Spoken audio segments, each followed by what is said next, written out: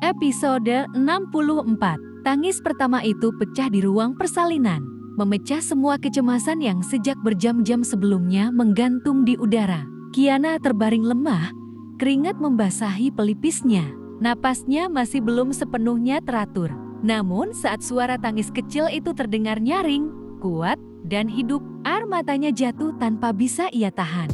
Tangis lega, tangis bahagia, tangis seorang ibu yang akhirnya sampai di garis akhir perjuangan terberat dalam hidupnya.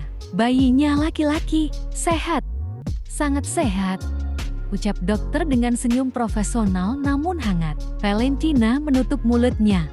Matanya berkaca-kaca.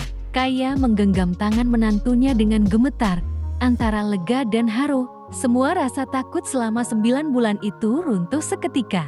Davin, pria itu membeku di tempatnya saat dokter menyerahkan bayi kecil yang masih kemerahan itu ke dalam dekapannya. Lutut Davin hampir lemas, tangannya gemetar, napasnya tercekat. Seumur hidupnya, ia tak pernah merasa sekecil ini, dan tak pernah merasa sebesar ini. Itu anak kita, bisiknya. Suaranya pecah, air mata jatuh begitu saja dari sudut matanya. Ia menatap wajah mungil itu, alis kecil, hidung mungil, bibir merah muda yang bergerak-gerak pelan, sehat dan sangat menggemaskan. Dan ini putranya.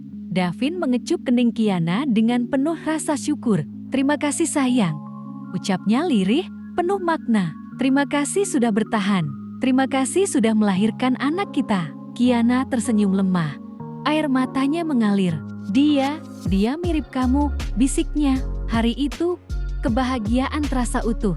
Beberapa jam kemudian, setelah semuanya tenang, setelah Kiana dibersihkan dan bayi mereka dibedong rapi, mereka akhirnya membicarakan satu hal yang sejak lama telah disimpan di hati Kiana. Tentang nama.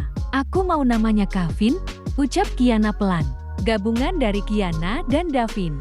Davin menatapnya, lalu tersenyum lebar tanpa ragu. Kavin putra Mario, ucapnya mantap. Nama yang indah. Valentina mengangguk bangga. Kaya menitikan air mata lagi. Nama itu sederhana, tapi penuh makna tentang cinta, tentang dua jiwa yang bertemu, dan tentang kehidupan baru yang lahir dari keduanya. Kavin putra Mario lahir ke dunia dengan cinta yang lengkap. Hari-hari setelah itu dipenuhi kehangatan. Davin hampir tidak pernah jauh dari istri dan putranya. Ia bangun tengah malam saat Kiana terbangun. Ia belajar mengganti popok dengan kikuk tapi penuh semangat. Ia menenangkan Kavin saat tangis kecil itu terdengar. Meski seringkali berakhir dengan Davin yang panik sendiri. Kok dia nangis terus? Itu berarti putra kita lapar? Jawab Kiana sambil tertawa lelah. Oh gitu iya. Davin mengangguk cepat, lalu salah menggendong lagi. Valentina sering tersenyum melihat putranya yang dulu begitu dingin, kini berubah menjadi ayah yang lembut dan penuh perhatian. Kaya pun tak kalah bahagia. Ia menghabiskan waktunya membantu Kiana, mengajari hal-hal kecil, mengingatkan untuk istirahat. Wajahnya tenang berbeda dari Kaya yang dulu penuh luka. Kini ia adalah seorang ibu dan nenek yang damai. Kaya sendiri kini telah menikah dengan Robbie. Meski Robbie tak bisa ikut ke Amerika karena pekerjaannya yang sangat padat, ia mengirimkan hadiah besar untuk Kavin dan melakukan video call panjang dari Indonesia. Terima kasih, Ayah Robbie, ucap Kiana tulus. Doakan Kavin tumbuh jati anak baik. Robbie tersenyum dari layar. Tentu, dia cucu kami tersayang. Kaya memandang layar itu dengan mata berbinar. Hidupnya kini utuh, tenang, dan penuh rasa syukur. Seminggu berlalu, Valentina dan Kaya mulai membicarakan masa depan dengan hati-hati dan penuh pertimbangan. Bagaimana kalau Kavin kami bawa ke Indonesia dulu? Ucap Valentina lembut. Kiana bisa fokus kuliah. Kami yang mengurus cucu kami. Kiana terdiam. Ia menatap Kavin yang tertidur di pelukannya. Napas kecil itu teratur, hangat, dan nyata. Perlahan ia menggelang. Maaf ma, ibu.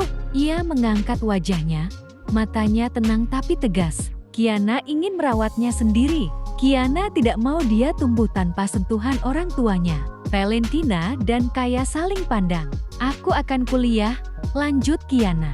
Tapi nanti, Saat Kavin sudah 1 tahun, aku akan ambil kuliah online bertaraf internasional. Aku tidak mau kehilangan momen tumbuh kembangnya. Davin menatap istrinya dengan kagum yang tak bisa ia sembunyikan. Saat itu, ia sadar, ia tidak hanya mencintai Kiana sebagai istri, tapi menghormatinya sebagai ibu. Kamu luar biasa sayang, ucap Davin pelan. Valentina tersenyum bangga. Kami mengerti, katanya. Dan kami bangga padamu sayang. 10 hari kemudian, waktunya tiba. Valentina dan Kaya harus kembali ke Indonesia. Pekerjaan menanti. Robi juga menunggu Kaya pulang. Perpisahan itu penuh pelukan dan air mata. Namun tanpa kesedihan berlebih, karena semua tahu ini bukan akhir. Kami akan sering datang, janji Valentina. Kalian tidak sendirian. Kaya mengecup kening Kiana lama. Jaga dirimu, jaga keluargamu, bisiknya. Pesawat itu akhirnya lepas landas, meninggalkan Davin, Kiana, dan Kavin di Amerika. Di rumah besar itu, kini ada kehidupan yang baru. Di tengah dinginnya udara Amerika, rumah itu selalu hangat oleh tawa kecil Kavin, oleh perhatian Davin, dan oleh keteguhan Kiana. Perjalanan mereka belum selesai. Masih ada pendidikan, masih ada ujian, masih ada masa depan panjang yang menanti. Namun satu hal pasti, mereka kini berjalan bertiga, dan cinta itu semakin utuh.